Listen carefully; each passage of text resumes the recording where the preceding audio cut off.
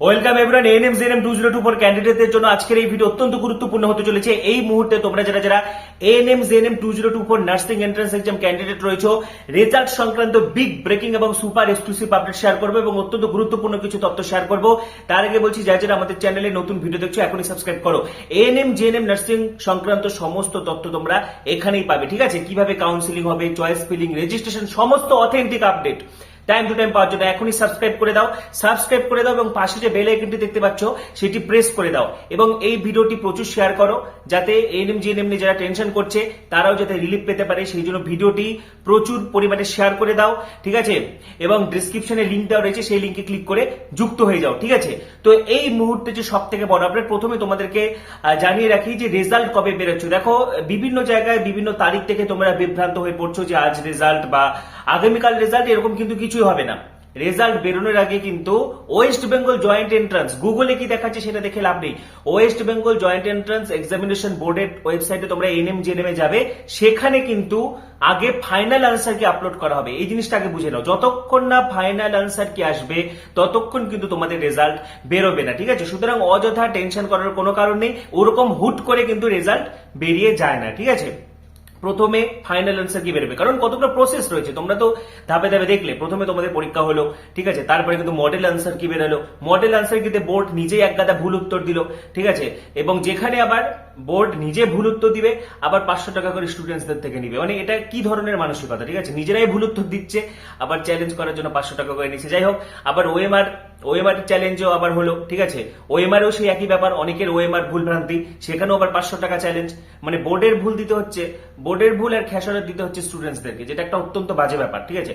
তো যাই হোক, তো তারপরে কিন্তু এখন তোমাদের ফাইনাল আনসার কি বেরোবে। তো একটা জিনিস ধরে নাও, যতক্ষণ না ফাইনাল আনসার কি বেরোচ্ছে ততক্ষণ তোমাদের রেজাল্ট বেরোবে না, এবং ফাইনাল আনসার কি বেরোনোর পরের দিনই কিন্তু তোমাদের রেজাল্ট পাবলিশড হবে। এই জিনিসটা বারবার মাথায় ঢুকিয়ে নাও, ঠিক আছে?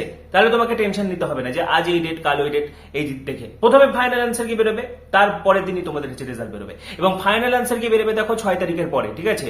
অর্থাৎ সেপ্টেম্বরের 7 তারিখের পরে, যেমনটা আমি তোমাদেরকে বলছি 10 তারিখের আশেপাশে, 10 তারিখের থেকে 11-12 হতে পারে, বা 9-8-9 হতে পারে। মানে 10 তারিখটা তুমি ফিক্সড রাখো, ওই আশেপাশে তোমরা কিন্তু ফাইনাল আনসার কি এবং তারপরের দিনই রেজাল্ট পেয়ে যাচ্ছ, ঠিক আছে?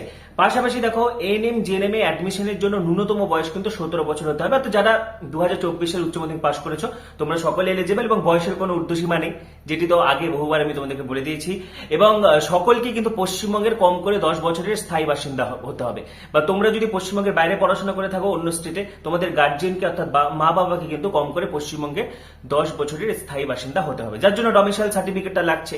A1 বা A2 করতে হবে। A1 করলে তোমরা বিডিও বা এসডিও সাইন করাবে, ঠিক আছে? A2 করলে যে স্কুল থেকে এইচএস পাস করেছো হেডমাস্টার বা হেডমিস্ট্রেস বা টিআইসি কে সাইন করাবে। বিশেষ করে যারা 2024 সালে উচ্চ মাধ্যমিক পাস করেছো তোমরা A2 করালেই হবে, এবং যাদের 2023 বা 22-21 তোমরা A1 করার চেষ্টা করো, ঠিক আছে? না হলে তো A2 আছে, কিন্তু A1 বা A2 যে কোনো একটা করালেই হচ্ছে, ঠিক আছে? এই নিয়ে আমি ডিটেলসে ভিডিও আপলোড করে দিয়েছি, medical fit certificate video upload করা আছে, যারা ভিডিও মিস করেছো, বা এনসিএল কেমন করে বানাবে, নন ক্রিমিলিয়ার সার্টিফিকেট। দেখো 2010-এর নিয়ে তোমরা অনেকে ওবিসি নিয়ে টেনশন করছো, সেটা কোনো ব্যাপার না, তোমরা এনসিএল জোগাড় করো, তোমাদের কোনো অসুবিধা নেই, ঠিক আছে? এবং এনসিএল কিভাবে বানাতে হবে বা এনসিএল এর ফরম্যাট কেমন হয়, ইডব্লিউএস সার্টিফিকেটের ফরম্যাট কেমন হয়, সেটা আলোচনা করে দিচ্ছি এই ভিডিও শেষে, এন্ড স্ক্রিনে কিন্তু পেয়ে যাবে, ঠিক আছে?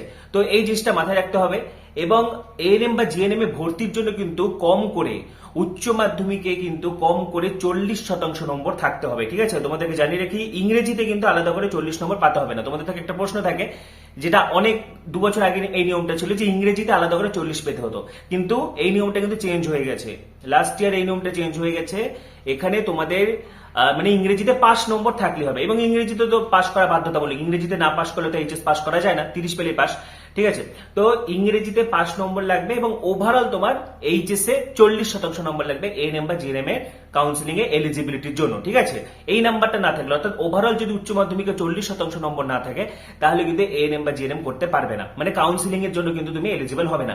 পাশাপাশি একটা জানিয়ে রাখি, এএনএম জিএনএম এর ক্ষেত্রে কিন্তু ডাইরেক্ট জিএনএম এর ক্ষেত্রে, কারণ এএনএম তো শুধু সরকারিতে পড়ানো হয়, তোমাকে কাউন্সিলিং এর মাধ্যমে ভর্তি হতে হবে, কিন্তু জিএনএম এর যে প্রাইভেট কলেজগুলো রয়েছে সেখানে কিন্তু ডাইরেক্ট অ্যাডমিশনও হয়, র্যাঙ্ক কার্ড ছাড়াও কিন্তু ভর্তি হয়। অনেক প্রাইভেট কলেজে কিন্তু অ্যাডমিশন শুরু হয়ে গেছে, ডাইরেক্ট অ্যাডমিশন। এবং তোমরা প্রাইভেট কলেজগুলোর সঙ্গে সরাসরি যোগাযোগ করতে পারো, কাউন্সিলিং এর মাধ্যমে ভর্তি হতে পারো, কিন্তু কোনো জায়গায় কোনো ডোনেশন দিবে না, কোনো প্রতারণা চক্রের ফাঁদে পা দিবে না, ঠিক আছে। এবং যেটা আমি বারবার বলি যে কোনো প্রাইভেট কলেজে তোমরা যারা যারা ভর্তি হতে চাইছো, ডাব্লিউবিএনসি আইএনসি রিকগনিশন যে বছরে তোমরা ভর্তি হবে সেই শিক্ষাবর্ষের রিকগনিশন দেখে ভর্তি হবে, তাহলে আর কোনোদিনও অসুবিধা হবে না। যেমন তোমাদের শিক্ষাবর্ষ হবে 2024-25, ইতিমধ্যে আইএনসির লিস্ট আমি আগের ভিডিওগুলোতে দেখে দিয়েছি, যারা ভিডিও মিস করেছো এই ভিডিও শেষে স্ক্রিনে পেয়ে যাবে। পাশাপাশি কিন্তু কাট অফ বাড়বে কি কমবে সেটা সম্পূর্ণ ডিপেন্ড করছে সিট ম্যাট্রিক্সের উপরে। যদি সিট বেড়ে যায় তাহলে কাট অফ নিঃসন্দেহে কমবে, এবং যেমনটা আমি আগের ভিডিওতে বলেছি, যাদের 58 থেকে 60, যাদের 60 আপ হচ্ছে, তোমরা সকলেই কিন্তু গভর্নমেন্ট কলেজ পেয়ে যাবে, ঠিক আছে। এবং কাস্ট ভিত্তিক কিছু হেরফের হবে, এগুলো আমি বারবার বলছি না, আমার আগের ভিডিওতে ডিটেলসে বলে দিয়েছি, বা কাট অফ সংক্রান্ত ভিডিওতেও ডিটেলসে বলা রয়েছে। এবং রইল রেজাল্টের দিন, ঠিক আছে। আজকেই রেজাল্ট বেরোনোর কথা বা আগামীকাল রেজাল্ট বেরোনোর কথা বিভিন্ন জায়গায় তোমরা ওয়েবসাইট গুলোতে দেখতে পাচ্ছ, সেটা কিন্তু সর্বৈব মিথ্যা কথা, সর্বৈব ভুয়ো কথা।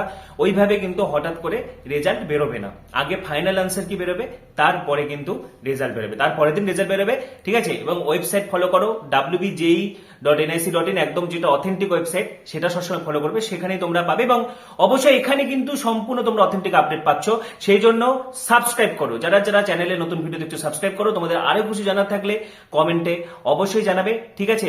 এবং দেখো ডেসক্রিপশনে লিংক দেওয়া রয়েছে, সেটি ক্লিক করে যুক্ত হয়ে যাও পরবর্তী ভিডিওগুলির জন্য। এখনই সাবস্ক্রাইব করো, পাশে থাকা বেল আইকনটি প্রেস করো, এবং ভিডিওটি প্রচুর প্রচুর প্রচুর শেয়ার করে দাও। সবাইকে অসংখ্য ধন্যবাদ।